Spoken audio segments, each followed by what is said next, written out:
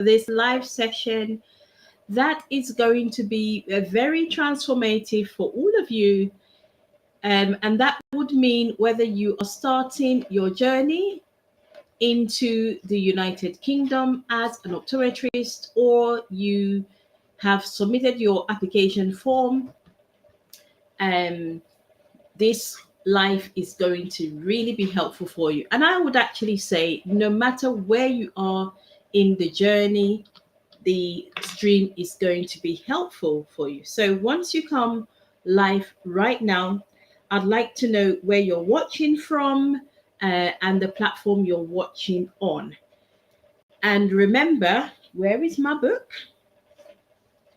That's my little notebook. Can I have a pen, please?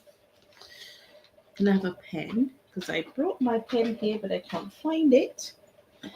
So I have my notebook and I have my pen because I will be taking questions. Oh yeah, you almost broke my head, but it's fine. That's absolutely fine. Right. And if you can hear me loud and clear, let me know. And I say a big welcome to you. Now, we had this session in the afternoon on TikTok, and some of you were really kind enough to engage. So what we're doing here, we're building a community of international optometrists that want to transition. Yes, UK is the primary place, but there are other places as well. And so whilst you're on the live, what you need to do for me is to engage.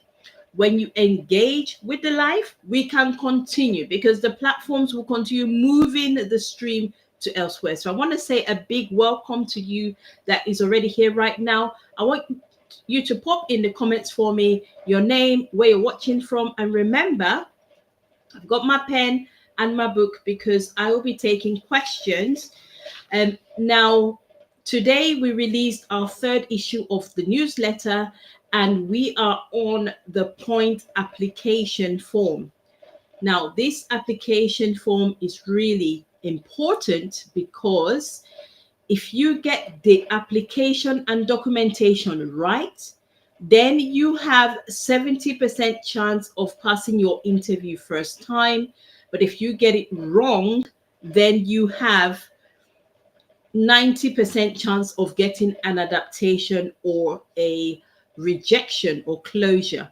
So if you can hear me loud and clear, let me know. I haven't been live on this platform for a long time. That's why I'm a little bit late. Usually now, my daughter taught me something. She has this lovely lady, Mariah, that she follows on YouTube. And Mariah releases her video at a particular time.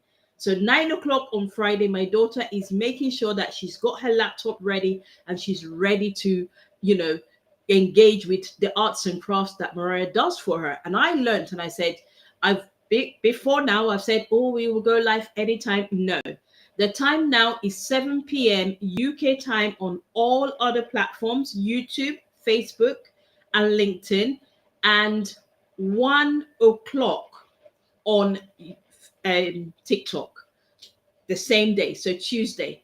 And so if you have any questions, I want you to let me know in the comments below. Would you be kind enough to share this stream for me on your platform? So if you are, you've got your YouTube, what do we call it now? Like your Telegram platforms, your WhatsApp platforms, your Facebook groups, go ahead and share the stream for me on these platforms. And then it will help others to come in. I do get loads of questions about the application form. I'm going to try and go through as much as I can here today, but I'm only going to do that if I see engagement. So once you are here, you need to let me know who you are, where you're watching from. I want to know the stage you are at in the application process or the qualification process. And remember, got questions, put it in the comments below. All right, let's go. So now, your application form is the first impression the assessors are getting of you. I cannot stress this point enough. And it's the foundation for your success or downfall. Not you, because you're listening to me right now. So it can never be for your downfall. It's going to be for your success. Now, if you don't know it now. If you don't get it right, the process is slowed down even to 1 year, 2 years. If you don't get it right, then money begins to be spent, on average £4,000 on extra courses. And if you don't get it right and you really, really wanted to come into the UK as an international optometrist, that could be a closed pathway for you. Now, if you don't get the optometry pathway route application form right, they will still open the door for you, but that will be down the dispensing optician route. And I tell you, as an optometrist, the dispensing optician route is not easy at all. It's not interesting. I know it's going to be frustrating as well. So you might as well get it right when you can. I remember being in an interview, a mock interview with a particular candidate, and he had come in for an interview. His interview date was quite close by. He had submitted his form, and I remember going through the form. And when I got to the contact lens part of the form, I was doing this with another colleague of mine, and I said to him that this form has already, unfortunately, set you up for an adaptation. It's just going to take the grace of God for that not to happen. And it did happen. I'm not saying I'm not a prophet here. No. But so I want you to hear me and hear me clear when we are speaking. Right. Now, I want you to just give me a high five in the chat right now if you have actually, let's do it by numbers. Give me a number 1 in the chat right now if you have started the process of UK qualification. If you started, that's 1. You've started, maybe you've done your IELTS, you've done your self-assessment, you're gathering your documents, maybe you've done your QC, or you've gotten your your recommendation letters or letter of good standing. I want you to put a 1 in the chat. Number 2, put 2 in the chat for me if you have filled out your application form and you have submitted your application form. So you filled it out and you have submitted. I want you to put a number 2 in the chat for me. Now, if you have paid the £455, or you have an interview date, so that means you've paid the 200 or so pounds for your interview, I want you to put a number. What number are we at? I think that should be number 3. Yeah. And if you have finished the interview, you have, whether you passed or you need to do adaptation or you're looking for a pre-reg placement, I want you to put a number 4 in the chat for me right now. Okay, great stuff.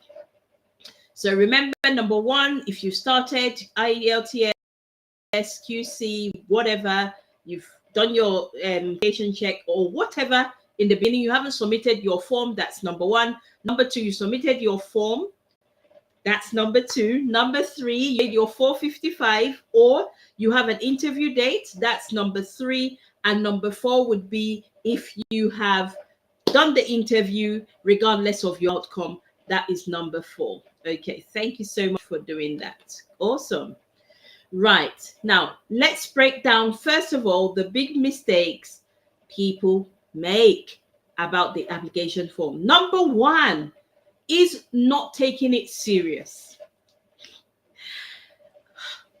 So many times I'm having discussions with people and they're so much in a hurry. Oh, I need to just do this thing and I need to submit this form, and then I know I've started, I can move on. No. You do not hurry to submit your field application form. You want to literally hold that onto that application form. Go through it over and again. Understand every single detail on the application form before you submit it. That is one big mistake I see 95% of international optometrists make it, except for those working with me in my academy. No, we don't rush. We don't rush to submit the application form because we want to make sure that we're getting it right. Please, if you can hear me, can you put in the chat for me, yes, I can hear you, or just say yes. If you can hear me, just say a yes. I don't know where my chat box is. Right. If you can hear me, can you put in the chat box and say, yes, you can hear me? Or if you can't hear me, say no. Like, I'm going to ask a question. Can you hear me? Can you hear me? That's a question. All right. So if you're on Facebook, you're on YouTube, you would have gotten that notification. Can you hear me? If you can hear me, just put it in the chat below. Let me know that you can hear me. Or actually, let me check. I've got 3 lovely people here. You don't want to engage with me. You don't want to say who you are. Oh, maybe I didn't say who I am. Sorry, apologies. My name is Dr. Adeze Cosmos. I am the CEO of ACN Academy, where we do nothing else but help international optometrists gain UK qualification with confidence and competence. Our main goal for right now with the process of the GOC qualification in the UK is to ensure that you pass your GOC interview first time, because we know when you don't pass the interview first time, it costs money, it costs stress, and it costs, more importantly, years. Our number 2 goal is to ensure that when you get into the consulting room as a pre-registration optometrist, you know what you're doing, you know how practice works in the UK, so that you don't make that costly mistake of losing your visa, losing your pre-registration job, and then the Home Office giving you an ultimatum to leave the country. No, not you, but them. So that is why what we do, that is all that we focus on in the academy, making sure that the 8 core competencies that are covered in the GOC interview, you have a deep understanding of it theoretically and practically, and that then transcends into a very strong UK competent optometrist sailing through the process and finally getting our skis done, getting the full GOC registration, and then you come out smiling. Okay, so I've done mine. I want to hear from you. Right. Now, what is the second mistake that I see people make is not aligning your experience with the GOC competencies. However, I would say when it comes to this particular mistake, a lot of people are doing it because they don't really understand what is written in the application form, and they don't even get how they can align their experience with the core competencies aligned in the application form. We're going to be talking about how we can sort this out. Okay. Now, number 3 is not feeling the part, not taking the different elements of the application so serious. And this would even flag out to documents, the way the recommendation letter comes in, what information is covered in the documentation, in the recommendation letter. But more so, when they are filling in the application form, some people begin to leave some spaces open. All right, shall I tick this one? Evidence? Yeah, nah, no evidence. Number 4 mistake I see is a lot of people go for the lower border to be on the safe side instead of the higher border. What I mean, I was speaking to a lovely lady that we're working, that is in the academy, and I looked at her form and it was just so scanty. And she said, oh, well, I don't really want to overestimate the numbers, so I just took the lower border. That's wrong. You want your clinical experience to be so robust. Okay. And now it's just like when I'm referring a cataract patient to the hospital, So in the United Kingdom, our criteria for referral for cataracts is 612, and they have to be drivers, okay? Or the vision, maybe from glare or something, has to be affecting their quality of life for them to actually get um, cataract surgery on the NHS. Now, when I'm referring my patients, I refer them from the standpoint of one, maybe vision. And if it's vision, if the VA is less than 612 and they're a driver, that is easy, straight, because you're a driver, it's less than 612, you will get, listed for surgery. However, if they are not a driver, or they are a driver, but their vision is like 6'9 plus 6'9 minus, the NHS, they don't meet criteria for an NHS referral just then for cataract. And so when I say to them, I hear what you're saying about the glare. I hear you're saying to me that, you stop driving because of all these things. But one thing I would need you to do is when you go into your, the consultation you'll be having with your ophthalmologist in any NHS, institution, you need to present the worst case scenario. How does this relate to you? You need to relate your best case scenario, the best case. So if you are in the academy, or you have access to the robust course that I made on how to fill your application form. When I talk about going through the numbers and talking about the average numbers, you don't want to take the lower average, you want to take the higher average. Okay? If you're pulling the data from your recording system, you've got your diary where you can pin out how many patients you saw over the period of the years, it is worth it. That's absolutely fine. But if you're going by estimation method, especially those of you that have qualified long ago, and maybe you have been in United Kingdom maybe for 1, 2, 3 years, or you're no longer in your practicing country, so you're not practicing. If you're using the estimation method, you go for your higher rather than the lower. The next mistake I see is international optoms just in a hurry to click send, but they have failed to double check their details and supporting documents. When you finish filling your application form, don't stop there. Let someone else. We have a review team. Actually, we don't really do that no more. We used to have a review team where we would just take applications. I used to do a lot of reviews on forms. I don't really do that anymore. We used to have a separate review team where you can just order, your form and the form review. Well, we don't really do that anymore, but it's part of our bootcamp or our accelerator program still. So obviously, if you're listening to me right now and you're already in any of those programs, you don't need to worry, because the documentation team will go over your form with you and make sure it makes clinical sense in all of the angles. But regardless, you need to make sure that you are double checking the details you have submitted. That's why some people go into the interview and they are wondering, where did these questions come from?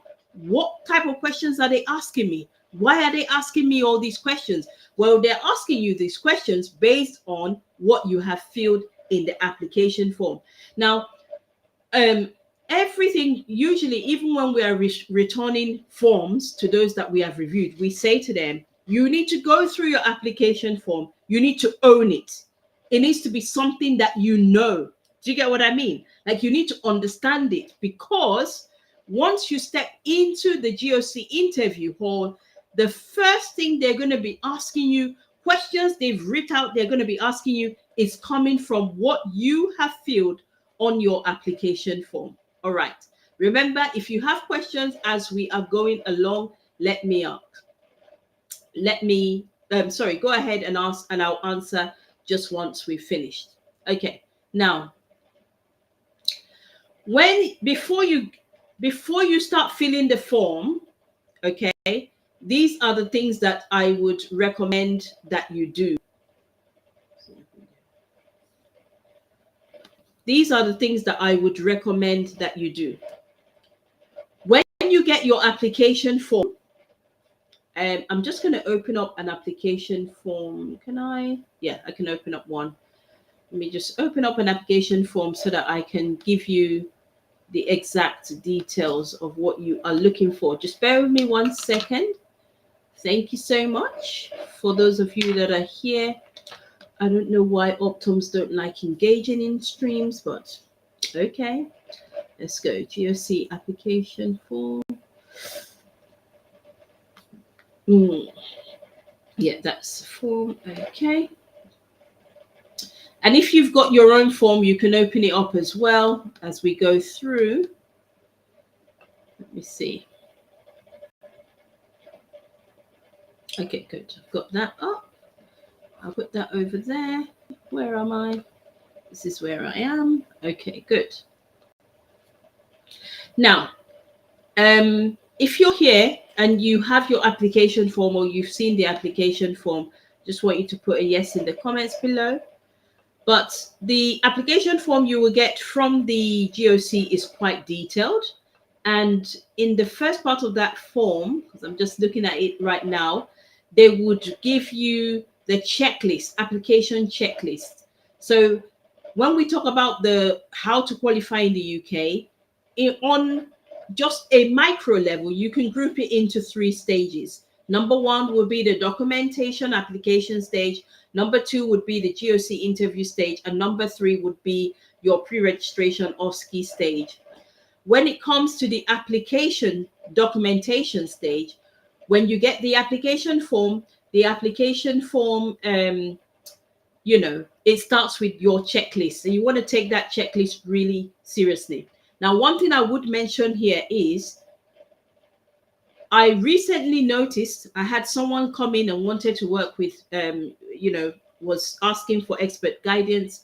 And I asked the gentleman to send in documents. And what I noticed was the application form was not for international optometrists. It was for dispensing optometrists. So if you have already done your self-assessment, before you even take the next step forward, I want you to check your application form and be sure on the top left of your form that what you have on that form is the GOC International Optometrist Application. Now, when you look at your the email they send to you after you submitted your self-assessment, the form should read you're permitted to go down the route of international optometrists.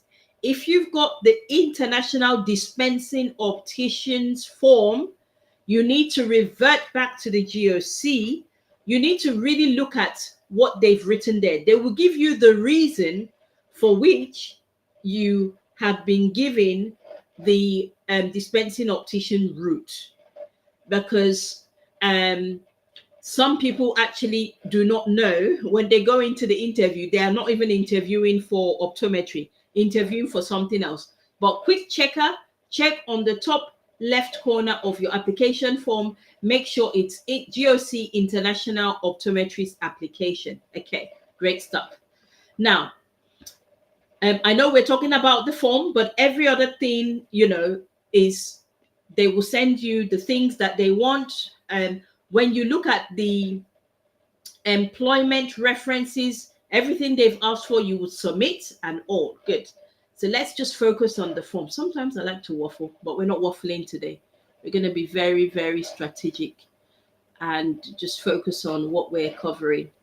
Let me just bear with me. Okay. It's almost like I'm talking to myself. It's almost like I'm talking to myself here, isn't it? But I know you're on the other end. I'm just going to keep going for those of you that are going to be watching it later. Those of you watching the replay, I hope you're getting some value out of it. Those of you that are live, I'm sure that you are learning something. And yeah, we continue. Right. So I was looking at the application form. Okay, I'm going to look at the application form so that I can guide you carefully. Okay, now when it comes to section 1 of your application form, okay, part 1, that's really easy. All your details, you're filling it in there. Section 2, that would be your training, so your BSc training or your OD training, your first degree training. Further training, if you don't have any, you don't need to include it. It's not important.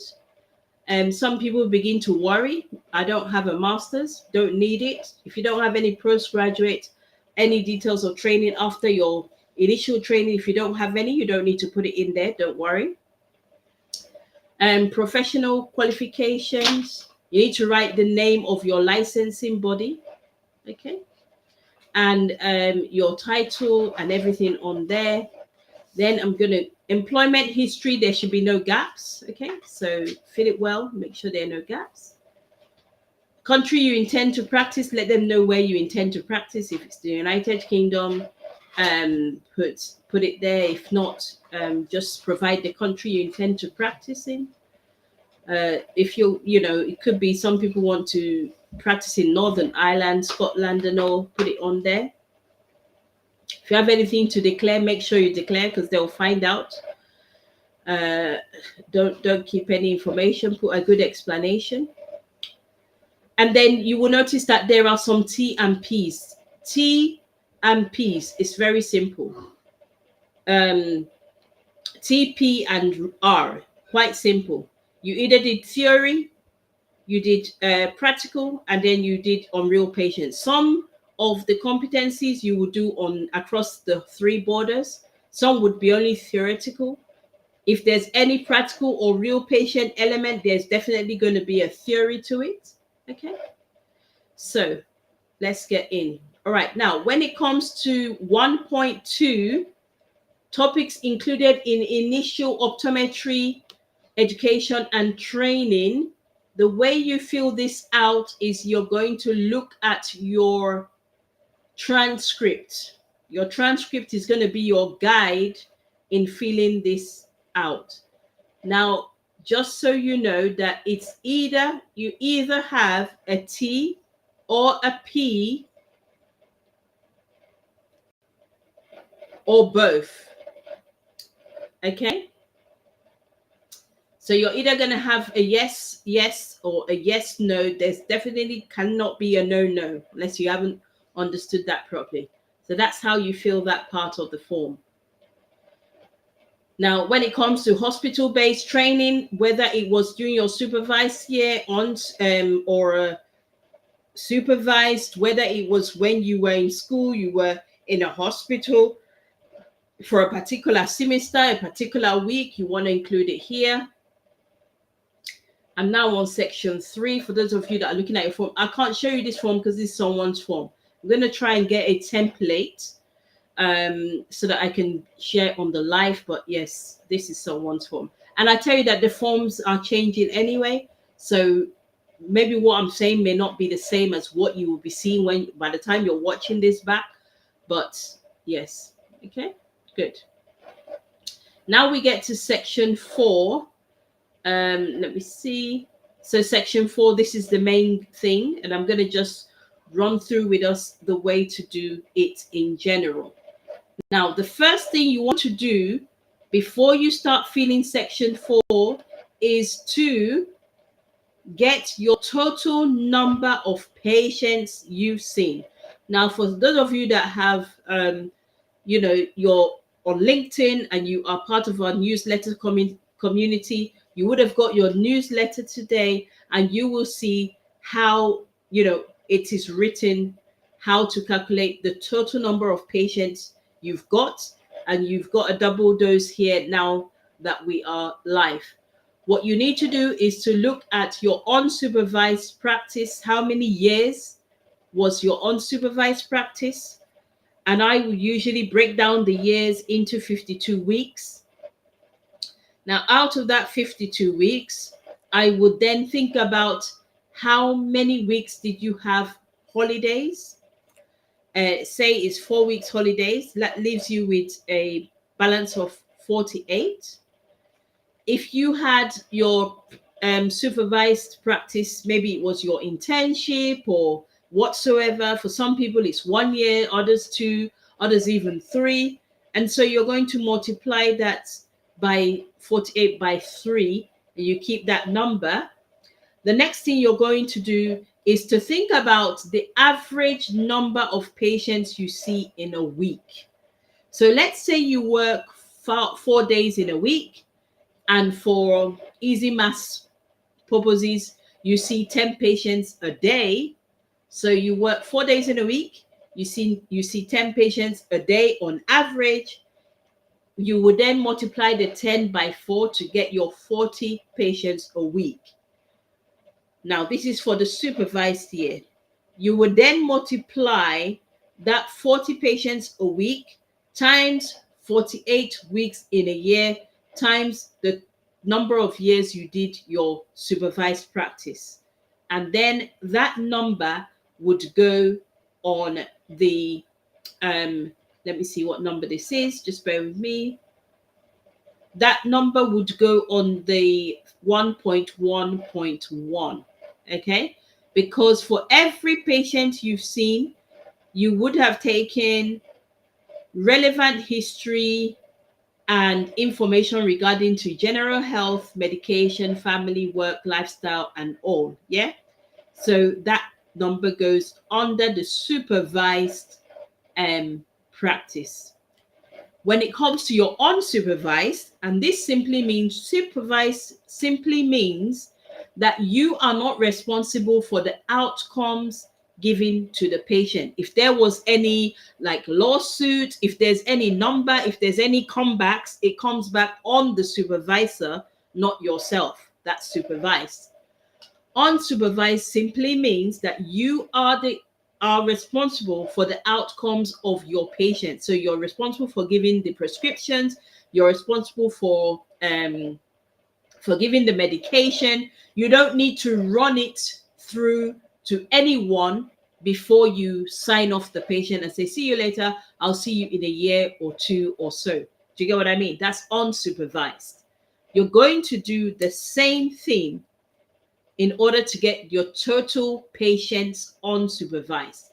Total patients unsupervised in your 1.1.1, because we do case history on everyone. Doesn't matter whether it's a routine test, whether it's an urgent site test or an emergency site test. We will do, case history on all. Now, what you're then going to do is to then read every single so you read the next question that is asked, elicits the detail and relevance of any significant symptoms. Then you will then ask yourself. Now, this I am speaking as an optometrist that came into the UK, and I had 2 years out of practice before I submitted my portfolio. This is the way I'll be doing it right now in 2025. So for those of you that are in the UK already, and maybe you finished practice and you don't have access to the actual patient records, this is the best way I advise you do it. So you're going to think about every single detail in, the section, competency 1, 2, 3, up to competency 8. Look at the subsections and ask yourself, did I perform this particular question or this particular subsection of this competency on all my patients? If I did, the number is going to be the same as the number in 1.1.1. If I didn't, then sometimes I want to think about what I even advise. Whilst you're calculating that first number, you want to then begin to think about percentages. What percentage of patients did I see in a week that were contact lens patients? So say you saw 40 patients in a week. How many of those patients were contact lens patients? And you can calculate your percentage. And what you do is you will then calculate the percentage of that number of your total number. So if you see 50% contact lens patients, like half of the patients you see are contact lens patients, then that's 50%. If it's 30% are contact lens patients, then you do it off the total number. And you're going to do the same, even with children. So I see 10 people a day. How many people are adults? How many people are children? When you've done these baseline and you've got your percentages, for those of you that have been out of practice for a while, it is then easier to fill in your application form without guessing. Because one mistake I see a lot of optoms do is they just estimate without looking at data. Data never lies. Data is your guideline. And when you are then in the GOC interview hall and they're asking you questions about what you filled out in your form, then it is easy to answer, and you know that you have a good representation. Now, when you do it like this, you will find out that you then have a good spread, which is a good clinical representation of the patients you've seen across the 8 competencies. Okay. Now, another thing that would do for you is it will prevent you from overestimating or underestimating. When you just maybe get to a particular competency, so let's say you've gotten to where is that form? Maybe you got to let me see, you got to let me get one. Come on, where are you? Where are you, mouse? Don't mess up. All right, now uses instruments 3.1.1 uses instruments to measure corneal curvature and assess its regularity. You start to think, yeah, maybe 100. It's not maybe 100. It's going to be based on percentage of the total number.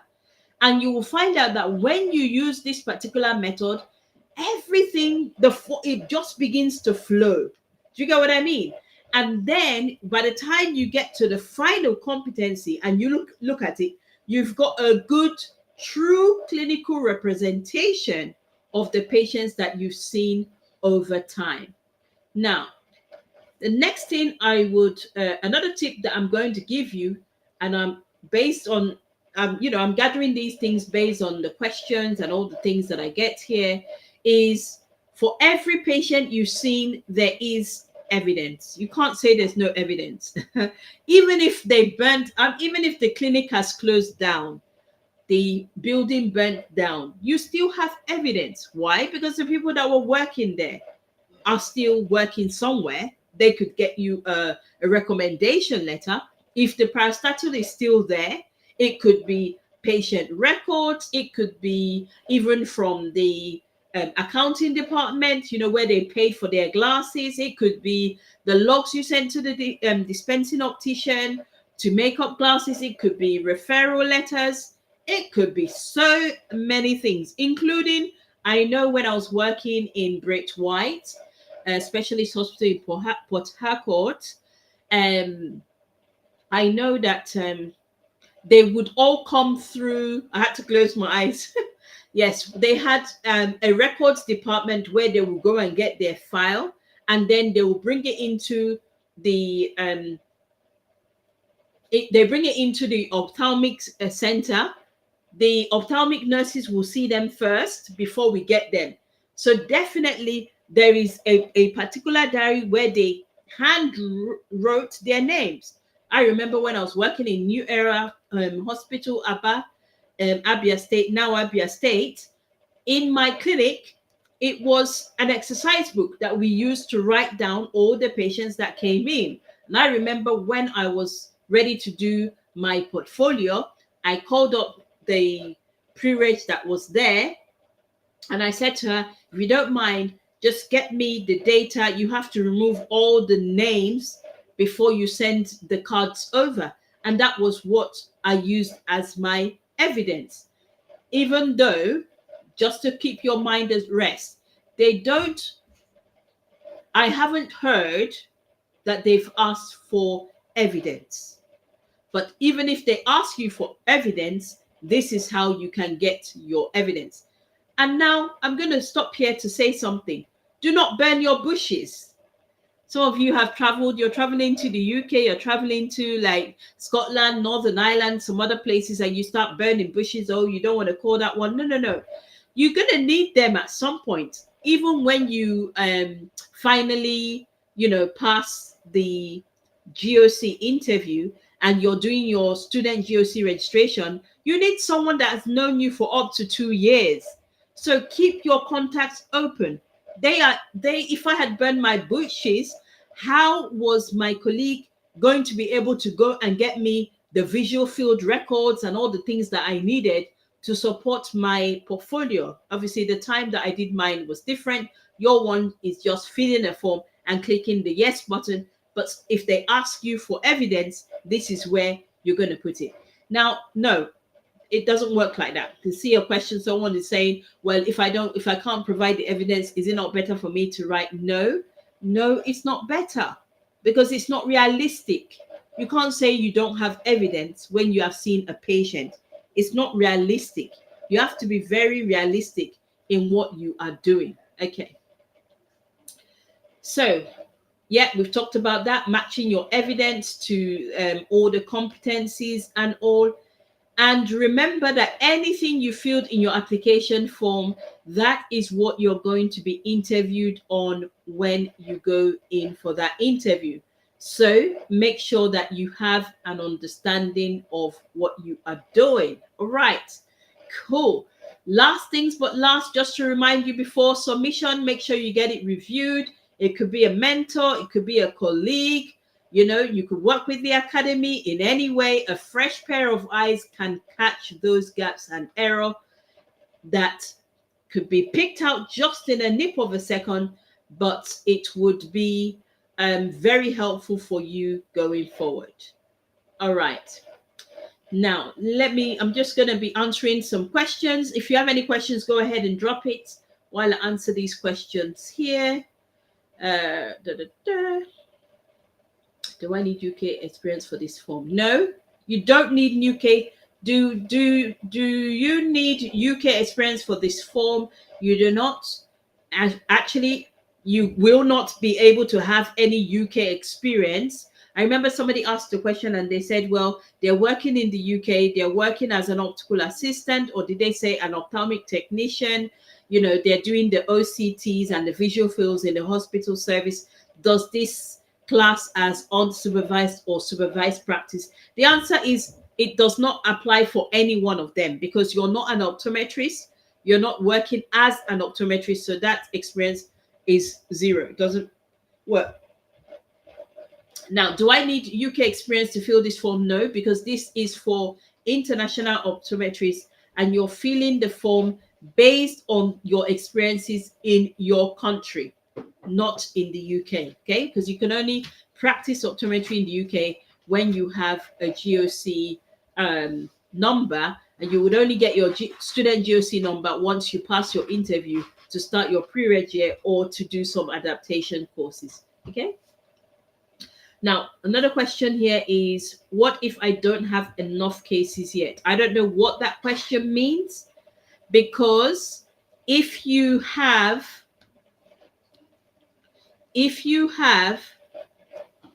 don't know, so let me just apologies. I understand your question. Let me rephrase. I'm getting quite excited. If you're getting any value on what you're listening to, let me know. Let me know in the comments below. All right. So, what if I don't have enough cases yet? Okay. I'm going to answer that question right now. The GOC expects, before you even start this process, that you have 12 months of seeing patients unsupervised. And I want to believe that in your practice, you're seeing maybe 4 patients a day, 5 patients a day, maybe more, tiny bit less. And so that times maybe 5 days in a week for a whole 48 weeks, if you had 4 weeks of holiday, is going to give you enough experience. The only thing I'm going to say to you is when your numbers are quite low, could you make sure? Now, low numbers you would have low numbers if you have only 1 year post supervised practice. So maybe if you are in Nigeria, and I always use Nigeria because I qualified in Imo State University, Nigeria, back in when 2013, no, 2003. That makes me old. But anyway, so if you had finished your internship and then immediately after your internship you stayed back or you started working, it doesn't matter whether it's youth service or not, but you stayed back. So maybe you finished your youth service you finished your internship, maybe say January 2023, and then you continued working January 2023. When you get to January 2024, you've already got your 12 months unsupervised. Now, even if you started youth service, let's say December 2023, you don't need to wait until you finish your youth service to start the process. What the UK wants is unsupervised practice for 12 months. So what happens here is that it's fast track. Let's say this is 2024, and then we're now, or let's say July 2024, and this is September 2025. So you barely have 1 year. You're going to have lesser numbers, but your numbers will still be sufficient enough for 1 year in practice. However, because you are just 1 year in practice, you need to then make sure that you build your clinical competence, the clinical knowledge, your clinical competence in all 8 competencies to a level such that when you are sitting with your assessors, they know you are fairly newly qualified, but you let them know I could be newly qualified, just like little David, but I can take down the Goliath of optical cases. Bring it on, assessor. I'm ready to answer. Do you get what I mean? All right. Awesome, awesome. So, let me see. Any other questions? I hope you're getting some value here. How many cases should I include? I don't know. Include all your cases. Okay? Include all your cases. Good. Hello. Who's here? Let me know who's watching. Let me know whether you're watching live or on the replay. Go ahead and just say #replay, #live. And if you have any questions, whether live or on the replay, you can put it in the comments below. I will definitely answer. I will answer those questions when I get to them, either on the live or just on the comments. So don't stop. Yeah. So how many cases should I include? Yeah, as many as you can. All your numbers, just put it in there. It's all numbers, isn't it? So put it in there.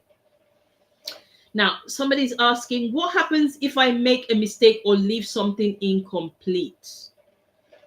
Now, if you have made a mistake, or you're listening to this live now, you think, oh my God, I copied that. I didn't even understand that. I just submitted it. I would say, is well worth writing the GOC and saying to them, apologies, but I'm just looking at my form and I can see now, I understand that I needed to include all my numbers. And I like to recall my form so that I can feel it again. Okay, so you do that. All right.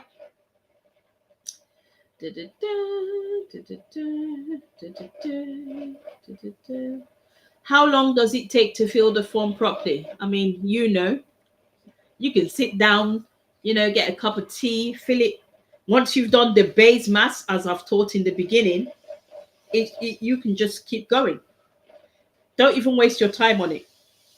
If you have time to spend it on studying, spend it on working at your clinical skills, which we'll be talking about, I think, next week. The live next week. Remember, we're live every Tuesday now, 7 p.m. and we'll be live on all other platforms around about 1 o'clock ish. 1 o'clock. I'm trying to be very specific. 1 o'clock. I'm live on TikTok in the afternoon. And so next week we'll be talking about the GOC interview. Keep an eye out for the newsletter for those of you that are already subscribed on LinkedIn. And if you are on LinkedIn, go ahead and subscribe to that newsletter. Keep commenting on the newsletter, share it, repost it, because at the end of season 1, we will be pulling out the most engaged user, and we will be giving them something. Maybe it could be a free mock interview, it could be a free access to one of our courses, it could be a very handsome discount bonus for one of our courses. Maybe that time you're in pre-reg, you could get a free coming to practice with me for your maybe stage 2 practical assessment, assessment mock. So make sure you are subscribing to the newsletter and you engage. When you come on these lives, engage. You never know what happens. Engage. Some people, through their engagement, they've won a free review of their application form. One lady won a free, she got the whole competency guide for free. She didn't pay for it. These are things that you can get when you engage in the live. All right. Is it okay if someone else helps me fill it in? I would say absolutely not. Because when somebody fills in your form, you haven't got a clue what's in that form. And when you go into the interview, they'll be saying, okay, so we can see that you feel that you've got this amount of numbers. And in your mind, be like, what did they feel? No, do not get anyone to fill that form for you. If for any reason you want guidance or feedback on your application form, you want to, and you're looking for someone to work with, the academy is open this September. I think one space has been taken, so I've got 4 spaces left. So, and in the academy, in the program, whether it be the accelerator program or the bootcamp program, you can check our website acnacademy.com, and you can see those programs there. In there, you would get access to the course that will guide you step by step. But it doesn't just end there. We will go, the documentation team, we've got 3 of us in that team. We go through the form, one person will look at it, another fresh pair of eyes, another fresh pair of eyes, and then we come back to you and say, these are the things this is what we are interpreting through the eyes of the assessor. Think about it. If you're happy with it, submit. If you're not happy, make adjustments. You make adjustments and you have unlimited revisions. It could come back to us, and then back and front. Once you are happy, because you are the candidate, then you submit it. So if you really want to pick up one of those spots and get our expert guidance to ensure that you have the best chance of passing your interview first time, go ahead and let me know. All right. So thank you so much for watching. Just a quick recap as we summarize. Avoid those mistakes. Link your competencies really well. Don't be vague. Don't skip details. No guessing and just filling any number. Calculate correctly and fill it correctly. Because remember, your application form is your gateway to success. Okay? Remember, if you really want to be part of the academy, someone is asking. If you want to even know, maybe you're new here, you want to know step-to-step guide on how to go about it, you can type guide in the comments below, and I will send you our free guide. If you want to be part of those ones, the academy, if you want to join and pick up one of the remaining 4 spots, I'd like you to just comment clarity. Actually, just bear with me. What I'm going to do is I'm going to get that link and I'm going to put it in the comments below. Let me get that link for you. What's the name? Let me get the link. So all you need to do is to click on the link, book a clarity call, and then we will go through. I usually like you to visit the website so that you're sure of which program you want to go for, whether it be the boot camp or the accelerator program. Those are the two programs that include the full works when it comes to the application form. You may see it on the website, but it's no longer available. I just need to take it down. It's now only part of the programs that we do. There's so much work that we put into that. We're no longer doing it as a standalone. We're quite busy, not able to do it anymore as a standalone. But if you want to be part of the academy, that is the link. Click on the link and book your call. Okay, I see it's only gone to all right, let me just go in. So it's telling me that it's only gone to YouTube. So those of you on YouTube, you can see the link there. Let me go to Facebook. Just bear with me. All right. Any questions? I'm just going to give you two more.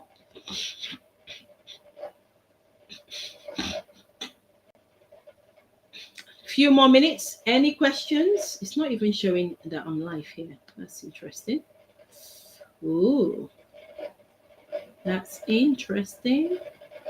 Why is it not showing that I'm live? That's not right. I'm supposed to be live. All right. I didn't even check. I should be live. Am I live? Let me see. Let me see. Okay. Yeah, I am live. Awesome. I am live. Okay, so I'm just going to drop it for those of you that are watching on Facebook. I'm just going to drop that link in there. That's the Clarity Call link. If you want the guide, whether you're watching on the replay or you're watching now, just put guide and I will send that out to you. And then I'm going to send it on to LinkedIn as well, because LinkedIn doesn't show up here. Right. It's been amazing. Wow. I think I've joined someone. Someone said to my daughter, you can talk for England. I think I can talk for England. I've been talking for so long. So long. Let me send this. So I'm just going to send this for those of you that are on LinkedIn right now so that you have that link. Now, one thing we do it's an expert guidance call. And there is no there's no pressure for you to join any of our programs, but I do recommend, if you are seeking UK qualification, it is a free call. It's about 45 minutes where we dive into things and I answer questions. But more importantly, when you leave the call, you will have an understanding of how you can ace your interview first time, and you understand the next steps that you should be taking. And there are various opportunities. There's actually an opportunity that you learn how you can work with me, making sure that you get the outcomes that you so desire that are not on the website. So I would recommend click the link, book the call. And just to say here, if you are to qualify for that call, you need to be a fully qualified optometrist in your country. Okay. And it's amazing to work with you right there in your country. You don't need to come into the UK to get started with this process. Okay. So yeah, and you need to be at least 9 months unsupervised. And why I say 9 months unsupervised is because you should, when we start working with you, it may take, the earlier you start working, the better even for you, because you can consolidate all your learning. You're inculcating it in practice while you're going through your unsupervised practice. And then by the time you have 3 months, and by the time you then are 1 year ready to submit your form, you have already had a clear understanding of what you're doing, and it's just fast track from there. Okay. All right. All the best. Thank you so much for staying on. I can see some of you really stayed on for the whole of this process. I want to say a big thank you. We didn't have no one really say so much here. Thank you for all of you that sent in your questions. I love answering those questions of yours. For those of you that haven't liked the stream, before you clock out, I would like you to like again. Go ahead and share. And as you do that, I want to say a big thank you. It's been an amazing time. The hour is up right now. So I want to say a big thank you. I will see you in and around your inboxes, in and around. If you're on our email list, you'll be receiving lists from us. If you are part of our community on TikTok, I love TikTok. It's amazing. So yeah, I'll see you Tuesday afternoon, 1 p.m. Otherwise, I'll see you next Tuesday, 7 p.m. However, if you can't wait for that time, you know where to reach me. You can reach me on LinkedIn, Dr. Adeze Cosmos, on YouTube, ACN Academy. We've got our channel on Facebook. Send me a friend request, Adeze Cosmos, in our private community. If you're in our WhatsApp group, my goodness me. If you're not being supported during this journey, it's all on you. But I've enjoyed myself, and I know you've got so much value. Thank you so much for watching, and I'll see you next Tuesday, 1 p.m. on TikTok and 7 p.m. right on these channels. You take care now. All the best.